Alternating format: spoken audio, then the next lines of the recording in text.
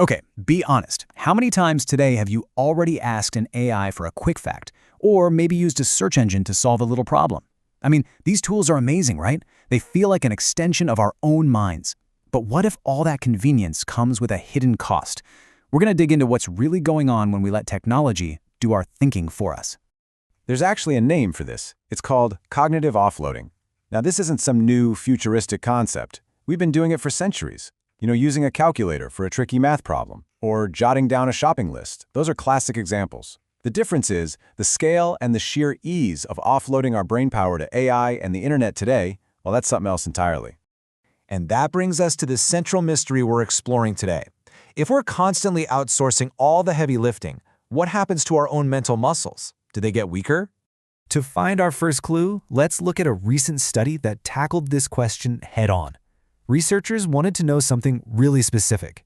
Is there a measurable link between how much we use AI and how well we can actually think critically?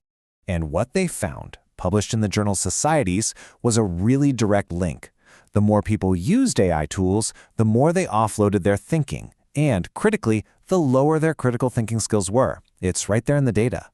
Interestingly, a higher education level seemed to act as a kind of buffer, boosting critical thinking no matter what a person's AI habits were. But here's the most important part. It's not just that AI users happen to have lower critical thinking skills. The study shows it's the act of offloading itself that seems to be the problem. The sheer convenience of AI encourages us to take a mental shortcut, and that shortcut bypasses our own deep analysis. And this is where the plot really thickens. The researchers noticed this effect wasn't the same for everyone. It was way more pronounced in young adults, specifically those between 17 and 25. So that raises a pretty serious question, right? Are young, still developing brains especially vulnerable to this? Well, that question leads us directly to our second clue. And this one takes us from just looking at behavior to looking at our actual biology. Research from the University of North Carolina at Chapel Hill suggests this isn't just about bad habits, it might be about how our brains are physically being shaped in this new tech-heavy world. Get this, a whopping 78% of teenagers check their phones at least once an hour. Let that sink in. This isn't just a habit. It's a near constant stream of digital pings and notifications during one of the most crucial windows for brain development. And for the teens who use it the most, the effect is even more dramatic. The UNC study found that kids checking social media more than 15 times a day showed significant changes in their brain's development over a 3-year period. And the result of all that constant checking is, well, it's basically a rewiring of the brain. The study linked this behavior to developmental shifts that made teens' brains hypersensitive to social feedback. The likes, the comments, the notifications that pretty much run their digital lives. Okay, so we have two big clues. We've got a link between using AI and lower critical thinking, and we have evidence that this digital life can actually rewire a developing brain. But what's the engine driving all of this? What's the why? Well, for that answer, we turn to research from the University of New Mexico. So for years, scientists thought this specific brain signal, called reward positivity, was all about pleasure. The joy you get from a reward. But this new research completely flips that idea on its head.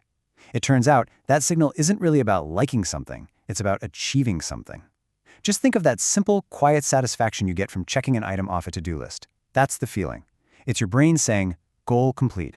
And here is where our modern tech creates this perfect little glitch in our brain's operating system. Every single time you ask an AI a question and get an instant answer, boom, goal achieved. Every time you post on social media and get a like, goal achieved.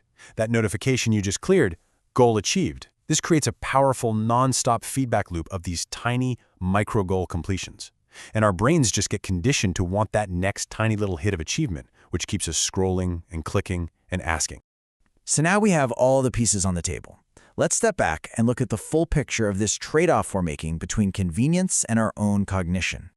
When you put it all together, the picture becomes incredibly clear.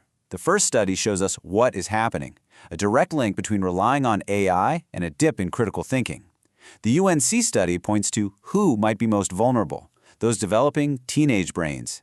And finally, the UNM research explains why this whole thing is so addictive.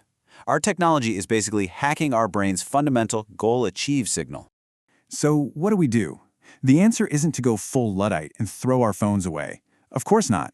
These tools are incredibly powerful, and they're not going anywhere. The real key here is awareness. It's about being mindful of this dynamic and making a conscious choice to actually engage our own brains, to struggle with a problem for a minute before searching for the answer, and to really question the information that's so easily handed to us. And that leaves us with one last really crucial question. Our world is only going to become more automated. The temptation to offload our thinking is only going to get stronger. So in the face of all that, the decision of when to embrace that convenience and when to consciously step back and exercise our own minds, well, that might just be one of the most important choices we have to make.